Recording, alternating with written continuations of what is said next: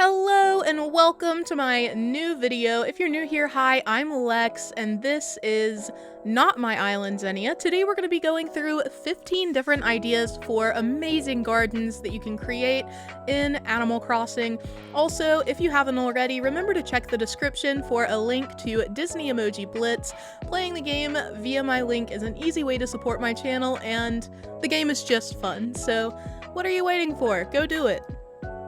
I don't really have any funky fresh new announcements to make for this video, so we're gonna dive right into the first island here. I was astounded by this island. This is a walk-through botanical garden. I think that this is incredible. I also really wanted to emphasize in this video that a garden can look like all sorts of things, from meadows to, like this, a very structured setup with actually minimal flowers. So it really challenges how you think of a garden in Animal Crossing. Something I really adored about this island especially was the expert use and combination of different custom designs, because I think that there is so much going on here, so many beautiful designs being implemented, and the area still looks so put together, so cohesive.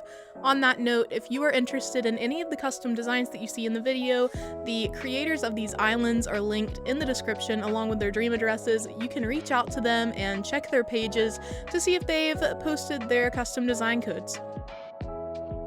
While the last island showed what you could do without even using that many flowers, I think that this one is very important because it shows what you can do with not just flowers but also landscaping for your garden. So this garden is arranged like a skull. I thought that was so creative, really cute idea for especially spooky islands, and I couldn't even capture the whole thing with my regular little camera, but it looks so cool on the map. You can see it in the bottom left corner. That's just astounding to me. It looks amazing, and I thought it was a pretty precious way to make a unique garden. Another cute and unique way to incorporate gardens on your island is to attach them to villager yards. I thought this was really precious. Tangy is known as the green thumb for this island, and she has her own little veggie garden here. The mum cushions stand in as cabbages or cauliflower, and then we have pumpkins here. A reminder that a garden can be all sorts of things, from flowers to vegetables to even, as we'll see later, rocks or sculptures. I really liked this setup, especially because there were so many just cute details around, like the attachment of the orchard to this area, the beach having very earthy tones and plant-based furniture.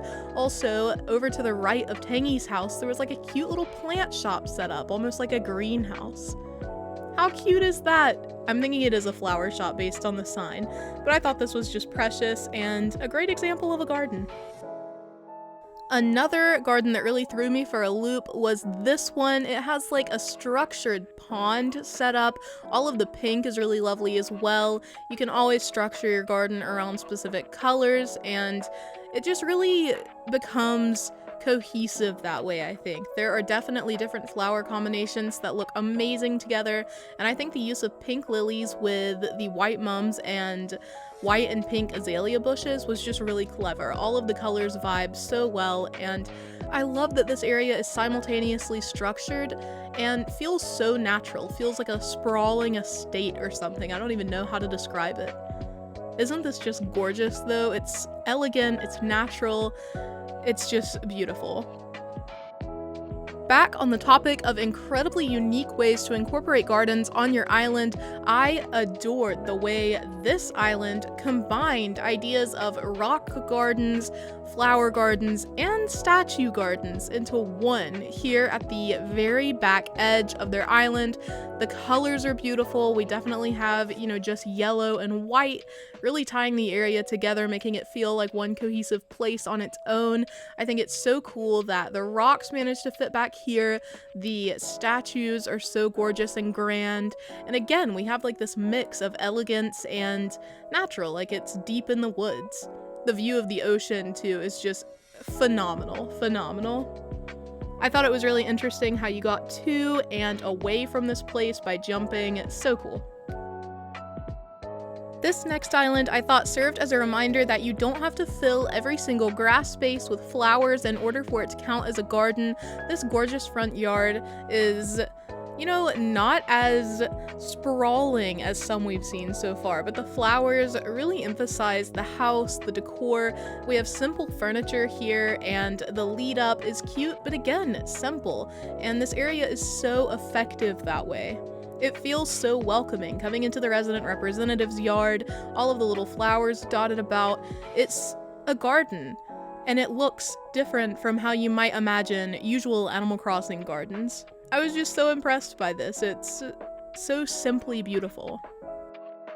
If you're very active in Animal Crossing social media, you might recognize this next island belonging to Ava of Ava's Gardens on Twitter. This is such a magnificent island. I can't think of a more fitting word. It literally, the whole thing is so majestic. It feels like a palace no matter where you go. I thought that this like courtyard sort of garden vibe was absolutely stunning. Look at all the blue. Blue is my favorite color, so I'm biased, but even aside from the color tones here, look at the structure of this area. The symmetry, the terraforming, all of it was just top notch.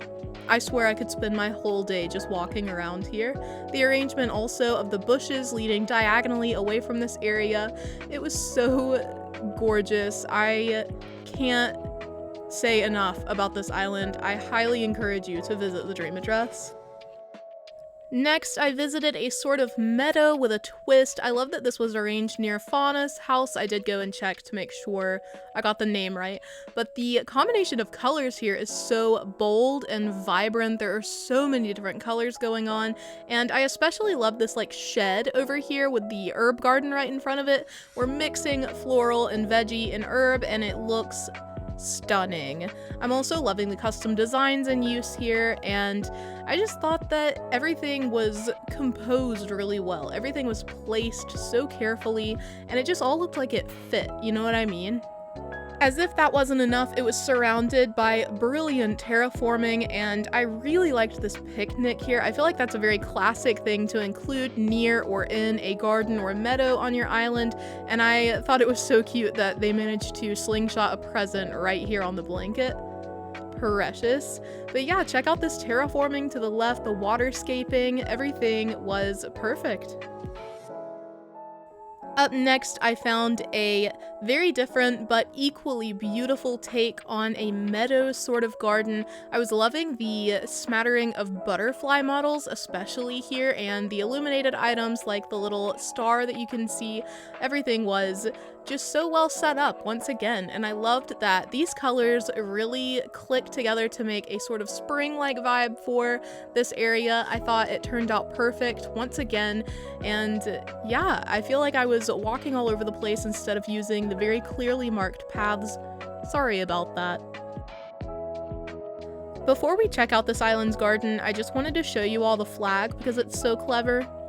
Anyway, moving forward, this was another astonishing take on a garden. Again, we have the mix of statue, floral, and rock gardens coming into play.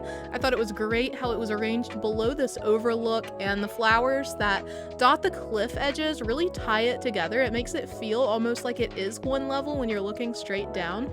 I just thought that this was an impressive view. I love that you could camp nearby. It's definitely a nature zone. You can sit and have your lunch here. It was amazing, truly. Something else I really appreciated was the unexpected use of shell lamps below. The pink customization for the shell furniture really made this area super unique for me. I knew that if I was going to do a garden video for Animal Crossing, I had to include a rainbow hybrid garden, and I chose this island just for that area by Fauna's house. But honestly, I could not have expected what I found, and that was a walkway that was arranged like a rainbow of flowers. I just followed it along, and I was continuously just like, what am I seeing? This is so gorgeous. It takes so much organization to color coordinate that well, and it even ended in a rock garden. You'll love to see it. Once again, I am so impressed by the mixing of different garden types and how it all fits together to be just a masterpiece. I really love this next island because it truly went all out with the concept of a statue garden. That felt like the main focus here, although it doubled as once again a flower and even a butterfly garden. There are so many different butterfly models here and all of them are gorgeous. I also loved that the surroundings for this area were also very scenic, definitely fit into the garden vibe that I was featuring, and I just thought that it was impressive that the creator had managed to create such a large area around the concept of a garden, and it really all fits so well together. These flower colors also, I think, are coordinated really well. They definitely match up and create a stunning view.